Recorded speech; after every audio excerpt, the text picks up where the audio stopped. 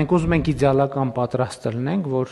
ենթադրենք ունենանք այս Mercedes-ի մակարդակի մի բան, բայց մենք մի բան հաշվի չենք առնում։ Այս 600 մակարդակի բան կառուցելու համար պետք է մի հատ Zaporožets գոնե կառուցած լինելու փորձ ունենանք։ Բարեփոխումը միջև չհանդիպի իր խնդրին ինքը կենթանություն չի ստանալու։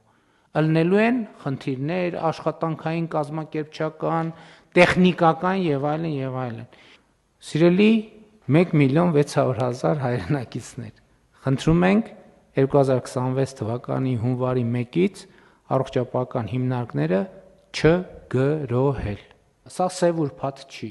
Առողջապահության համակարգի սև ուրբաթ չի, որ հիմա հունվարի 5-ին ինչ հասցրինք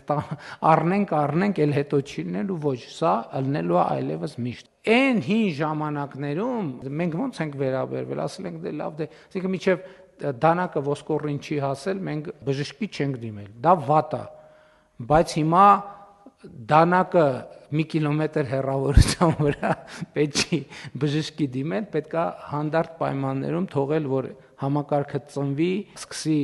փխրուն քայլերով գնալ առաջ, պնդի, կայանա եւ այլն եւ այլն։ Առողջության ապահովագրությունը նաեւ հաշվետվողականության եւ թափանցիկության մի հատ լրացուցիչ գործոն է պետական բյուջեի ծախսերի նկատմամբ։ Հետևաբար, այսինքն հանրությունը ինքը կարող է վերահսկել առողջապահական համակարգի ծախսերի